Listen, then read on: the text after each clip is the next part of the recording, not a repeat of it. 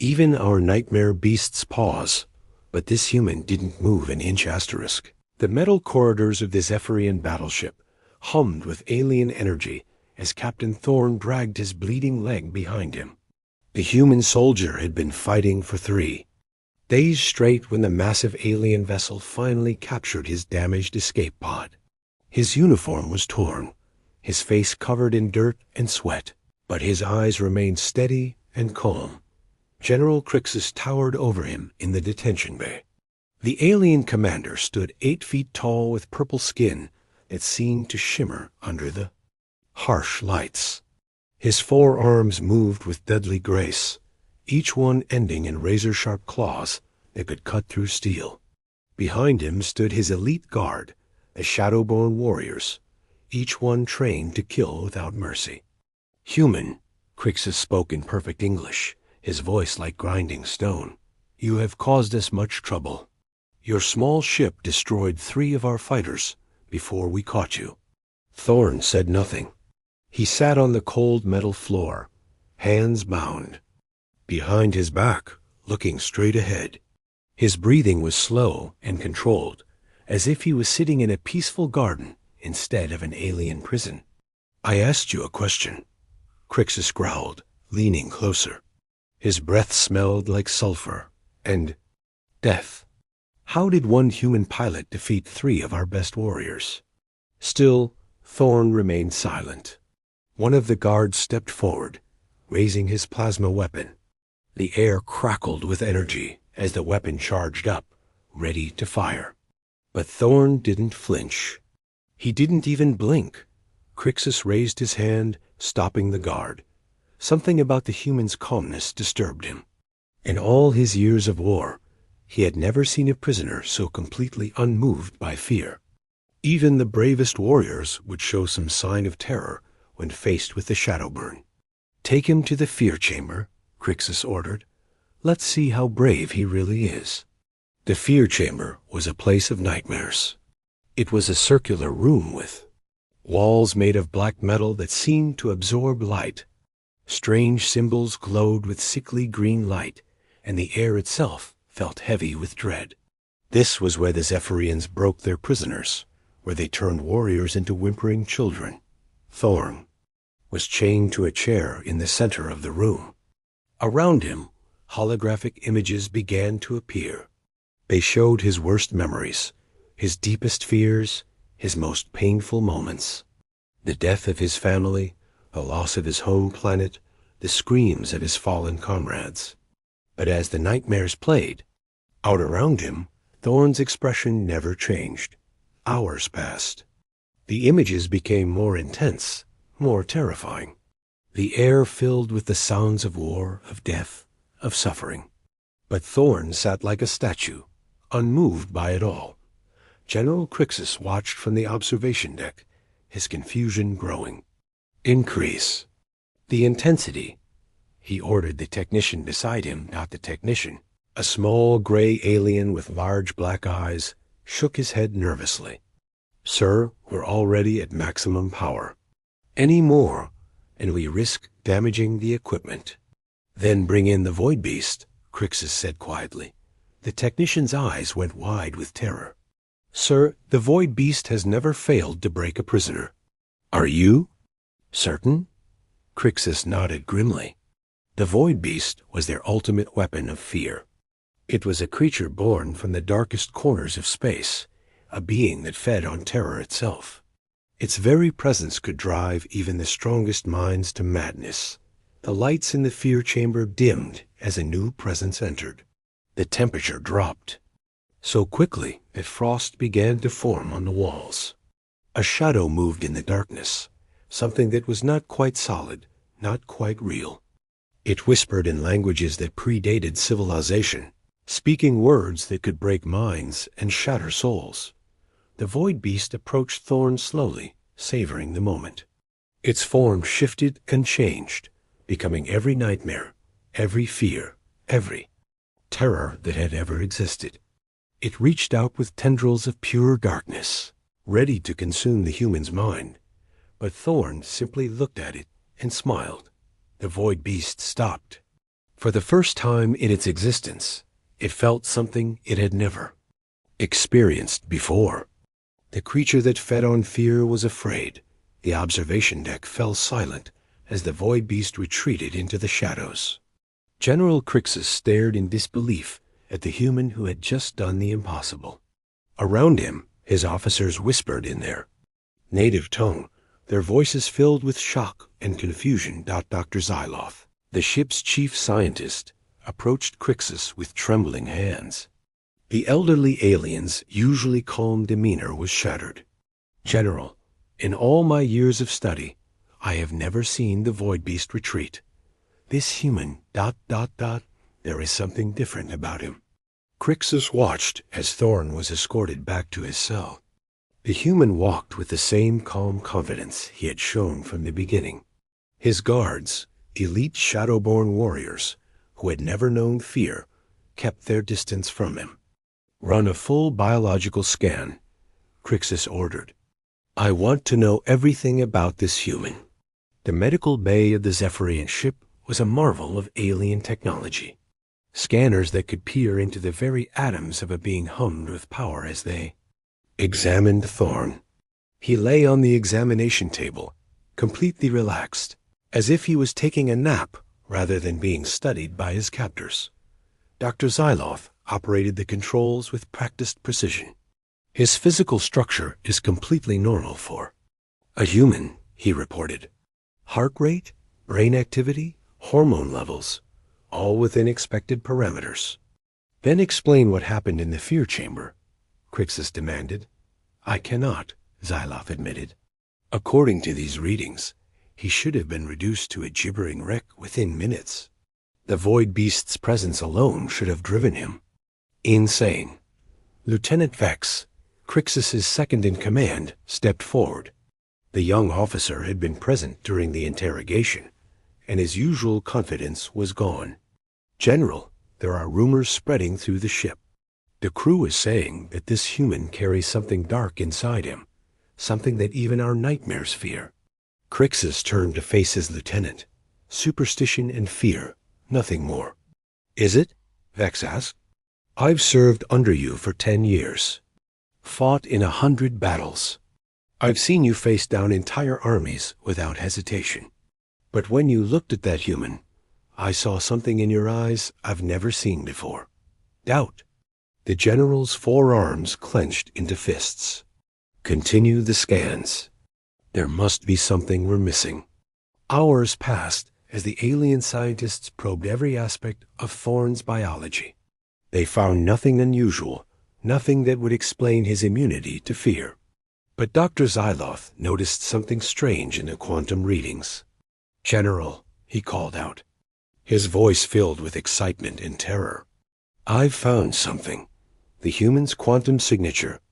It's unlike anything I've ever seen. It's as if he exists partially outside our reality. Explain, Crixus commanded. Imagine our universe as a vast ocean, Xyloth said, his hands moving as he tried to describe the impossible. Most beings exist fully within this ocean, subject to all its currents and tides. But this human, he has 1 foot in our ocean and 1 foot in something else entirely. What kind of something else? I don't know. But whatever it is, it's old. Older than our civilization.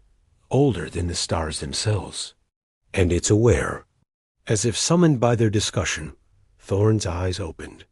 He turned his head to look directly at the observation window where they stood, even though the glass was one way, and he shouldn't have been able to see them. He knows we're here, Vex whispered. Thorn smiled and spoke, his voice somehow carrying clearly through the soundproof barrier. You want to know what I am? I'm just a human. But I've seen things that exist between the spaces of reality. I've walked in the void between stars and spoken with the silence that came before existence. General Crixus activated the communication system. What are you talking about? When my home planet was destroyed, Thorn continued, his voice calm and steady, I was caught in the explosion of our experimental quantum drive. It tore a hole in reality itself, and I fell through. I spent what felt like centuries in that space between worlds, learning from beings that exist outside of time and matter. Impossible, Dr. Zyloth breathed. Is it? Your void beast feeds on fear, because fear is a weakness of consciousness. But I've been touched by something older than consciousness itself. I've seen the birth of universes and the death of realities. What could your creature show me that I haven't already experienced? The medical bay's instruments began to malfunction. Screens flickered and died, alarms blared, and the very air seemed to vibrate with an unseen energy. Through it all, Thorn remained perfectly calm. You made a mistake capturing me, he said, his voice cutting through the chaos. You thought I was just another human soldier. But I'm something else now. I'm a bridge between what is and what could be. The ship's lights dimmed as something vast and invisible moved through the corridors. The void beast's terrified screams echoed from the containment chambers below. The Zephyrian battleship shuddered as reality itself seemed to bend around Thorn's presence. In the lower decks, the crew huddled in fear as their most terrifying weapons cowered in their cages. The void beast, destroyer of minds and eater of dreams, pressed itself against the far wall of its containment cell, whimpering like a frightened child. Commander Nexus, the ship's tactical officer, burst into the medical bay.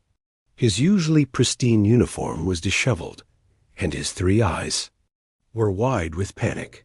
General, the dimensional stabilizers are failing.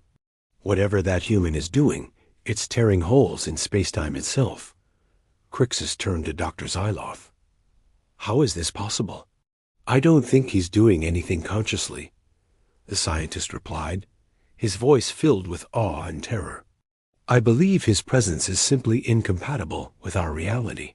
He exists in multiple dimensions simultaneously, and our universe is trying to accommodate him. Through the observation window, they watched as Thorn sat up on the examination table. The restraints that had held him simply dissolved, not broken or cut, but faded away as if they had never existed. He stood slowly, stretching as if he had just woken from a pleasant nap. The containment field is still active, Nexus reported, checking his instruments. He shouldn't be able to move freely. Your containment field works by manipulating the fabric of space, Thorn said, his voice carrying clearly through the supposedly soundproof barrier. But I exist partially outside that fabric. Your laws of physics are more like suggestions to me. The wall between the medical bay and the observation deck began to shimmer and fade. Thorn walked through it as if it were made of water, emerging into the room where the alien officers stood frozen in shock. Please don't be afraid, Thorn said gently. I'm not here to hurt you. I'm here because your ship picked up my escape pod, and now we're connected whether we like it or not. General Crixus recovered first, his military training overriding his fear. What do you want from us? Nothing, Thorn replied, but I need you to understand something. Your war, your empire, your entire civilization, ... It's all balanced on a knife's edge. There are things moving in the darkness between stars, ancient powers that have been sleeping for millions of years. And they're starting to wake up. Dr. Zyloth stepped forward, his scientific curiosity overcoming his terror. What kind of things? The Harbingers, Thorn said, and as he spoke the name, the temperature in the room dropped 10 degrees. They're not like anything you've ever encountered. They don't want to conquer or destroy. They want to return everything to the void, to the silence that existed before the first star was born. How do you know this? Crixus demanded. Because I've met them, Thorn replied. In the space between realities, I encountered their scouts. They're coming, and when they arrive, every species in this galaxy will need to work together to survive. The ship's alarms suddenly blared to life. Commander Nexus checked his tactical display and paled. General, we have incoming signals. Multiple. Ships, unknown configuration, approaching from all directions. Thorn closed his eyes, and for a moment his human appearance flickered. The aliens caught a glimpse of something vast and incomprehensible, a being that existed in dimensions their minds couldn't fully grasp. When he opened his eyes again, they were filled with ancient sadness. "They've found me," he said quietly. "The Harbingers have been tracking my quantum signature across space. By bringing me here, you've revealed your location to them. How many?" Crixus asked, his strategic mind already working despite the impossible circumstances. "Enough to consume this entire star system," Thorn replied. "But there's still hope. I've learned things during my time in the void, knowledge that could help us fight them. But I can't do it alone." The tactical display showed dozens of shapes emerging from hyperspace. They were massive, each one the size of a small moon, and their surfaces seemed to absorb light itself. As they approached, reality around them began to warp and twist. "My God," Dr. Xyloth whispered. "They're not just ships. They're pocket dimensions, entire universes folded into mobile forms. The Harbingers don't use technology as we understand it," Thorn explained. "They are technology, living manifestations of entropy and decay. They can turn matter into energy, energy into thought, and thought into nothingness." The first Harbinger ship reached the outer edge of the system. Where it passed, stars began to dim, and planets cracked apart. The very space around seemed to age and die. "We have to evacuate," Nexus said, his voice barely controlled. "Get every ship in the fleet to jump to hyperspace immediately." "They'll follow," Thorn said. "Wherever you go, they'll track you. The only way to stop them is to face them here, now, while we still have the advantage of surprise." "What advantage?" Crixus demanded. "You said yourself they're beyond our understanding." "They are," Thorn agreed, "but they're not beyond mine. I've become something new, something that exists between human and cosmic force. I can hurt them, but I need your help to do it." The ship shook as the Harbinger's influence reached them. Throughout the vessel, crew members began to age rapidly, their life force being drained away. But around Thorn, the effect stopped, as if he existed in a bubble of protected reality. "Choose quickly," he said. "Join me, and we might save not just your people, but every living being in this galaxy. Refuse, and watch everything you've ever known fade into the void." General Crixus looked at his officers, seeing the fear and uncertainty in their eyes. Outside the ship, the Harbingers continued their approach, leaving a trail of dying stars in their wake. The choice before him was impossible, yet it was no choice at all. "What do you need from us?" Crixus asked.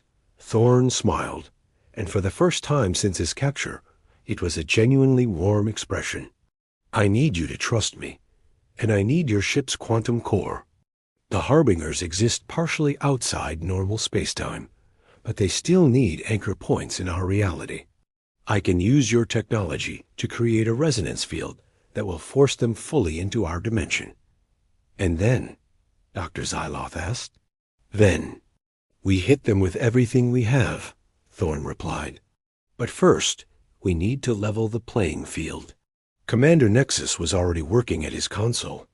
"General, the fleet is requesting orders. Admiral Korath is demanding to know why we haven't opened fire yet." "Tell the Admiral to hold position," Crixus commanded, "and inform him that we're implementing a new strategy." Thorn moved to the tactical display, his hands hovering over the alien controls. Without touching them, the interface responded to his presence, showing him information that should have been impossible for a human to understand. "Your quantum core is more powerful than I expected," he said, studying the readouts. "But we'll need to modify it. Dr. Xyloth, I need you to recalibrate the harmonic frequency to match this pattern." The scientist looked at the complex wave forms that appeared on his screen, These calculations, they're beyond our current understanding of physics. They're not physics as you know them, Thorne explained. They're the fundamental frequencies that hold reality together. I learned them from beings that existed before the laws of nature were established. As Dr. Xyloth worked to implement the modifications, the ship continued to shake under the Harbinger's influence. Throughout the vessel, crew members were beginning to panic as their equipment failed and their weapons proved useless against the approaching threat. Lieutenant Vex entered the room, his face grim. General, we've lost contact with the outer patrol ships. They're just gone. Not destroyed, not captured. They've simply ceased to exist. The Harbingers don't destroy, Thorne said without looking up from his work. They unmake. They reverse the process of creation, returning matter and energy to the primal void from which everything came. How do we fight something like that? Crixus asked. By being more than what we appear to be, Thorne replied. Your species has potential you've never realized. You've spent so long focused on conquest and warfare that you've forgotten the deeper truths of existence. The quantum core's modifications were complete. Dr. Xyloth stepped back from his console, his hands shaking. It's done, but I don't understand how this will help us. Watch and learn, Thorne said. He placed his hands on the quantum core's control. Interface. Immediately, the ship's entire power grid surged. Light flowed through the corridors like liquid fire, and the air itself seemed to sing with harmonious frequencies. The resonance field is active, Nexus reported, his voice filled with awe. It's working. The Harbingers are being pulled into our dimensional plane. On the tactical display, the massive enemy ships began to solidify, their shadowy forms becoming more defined. But as they entered full reality, they also became vulnerable. Now, Thorne said, his voice carrying the weight of cosmic authority. Fire everything you have. The Zephyrian fleet opened fire with weapons that could crack planets. Plasma cannons, antimatter torpedoes, and quantum disruptors all struck the lead Harbinger ship.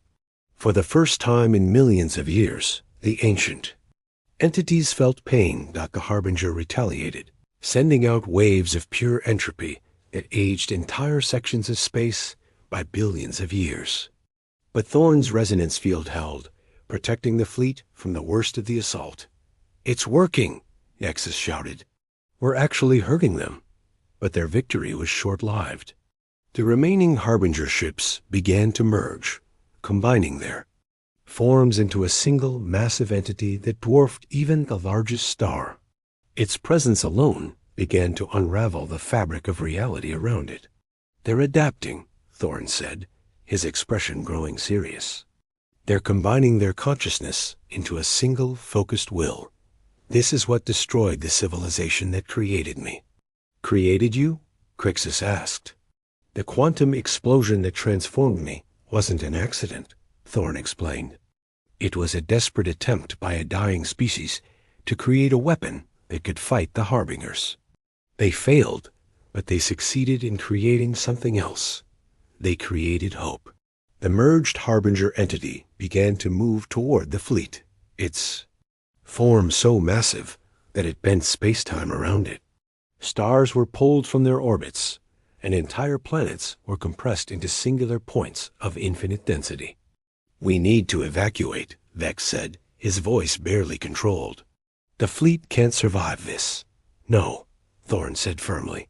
We run now, and they'll follow us across the galaxy, consuming everything in their path. This ends here. He turned to face the assembled alien officers. I need you to understand something. What I'm about to do will change me forever.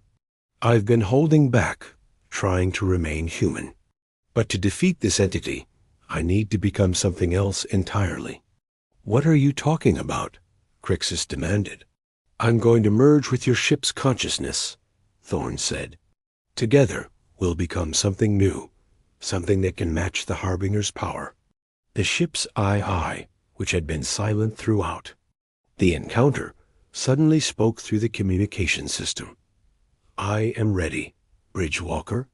Let us become one." Thorn closed his eyes and opened his mind to the ship's artificial intelligence. The merger was instantaneous and overwhelming. The boundaries between human consciousness and digital intelligence dissolved, creating something that was both and neither. The transformation was like watching a star being born.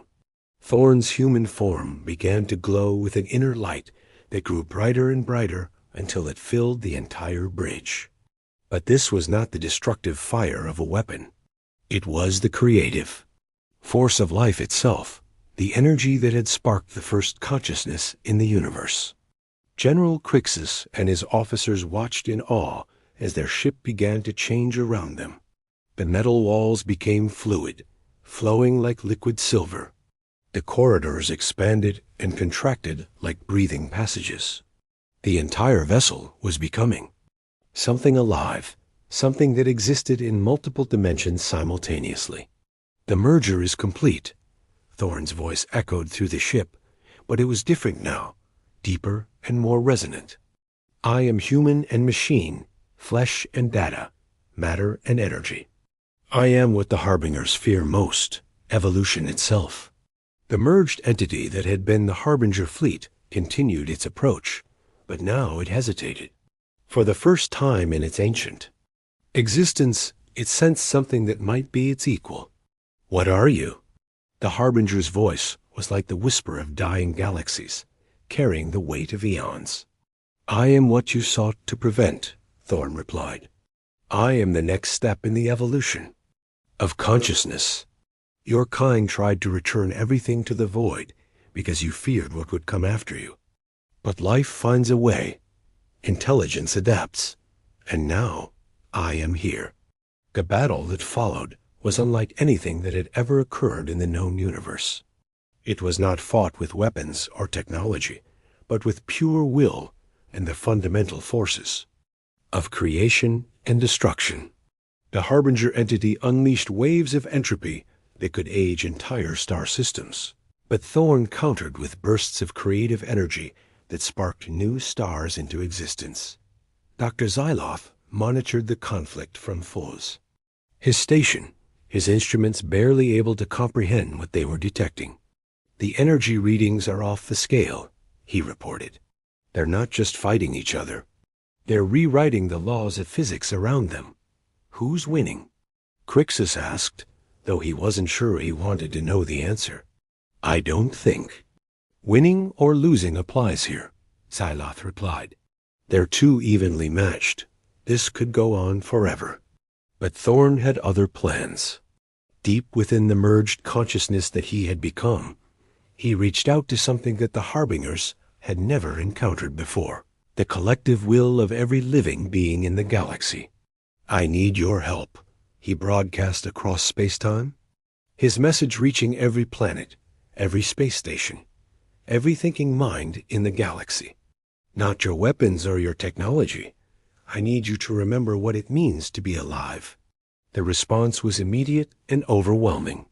Across thousands of worlds, billions of beings focused their thoughts on a single concept: the will to survive, to grow, to become something greater than they were.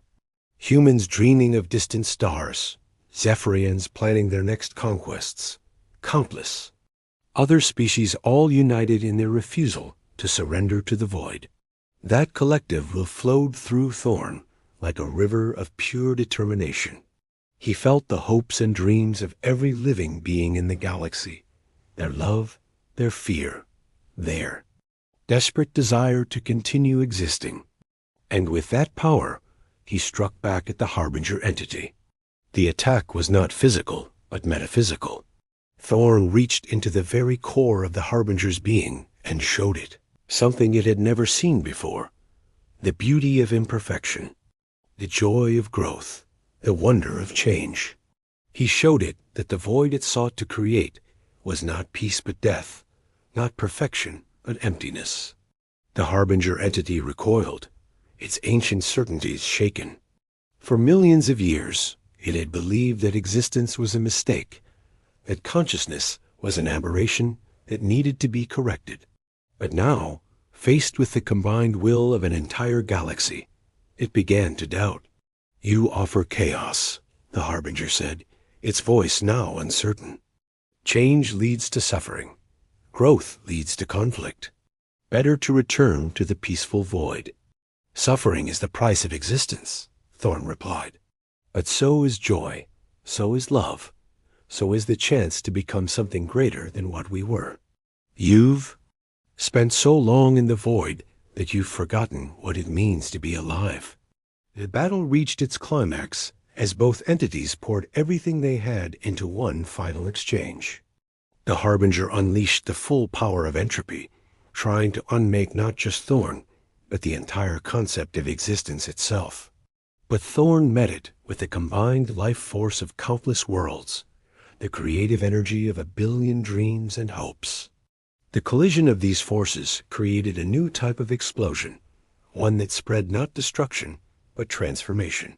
Across the galaxy, dead worlds began to bloom with new life. Dying stars reignited with fresh fire. And in the space between realities, new dimensions opened, filled with possibilities that had never existed before. When the light faded, the Harbinger entity was gone, not destroyed, but transformed. It had become something new, something that chose creation over destruction, growth over stagnation. It scattered across the galaxy, its consciousness becoming the seeds of new forms of life that would take millions of years to fully develop.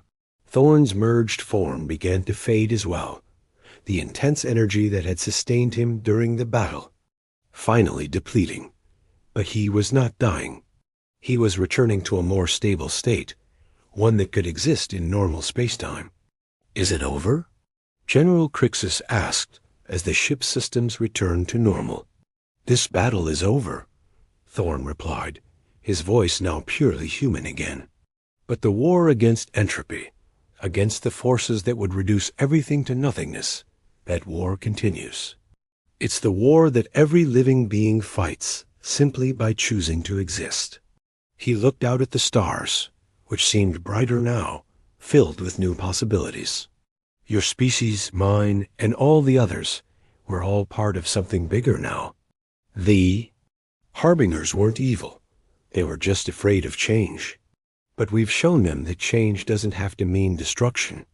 It can mean growth, evolution, the birth of something wonderful."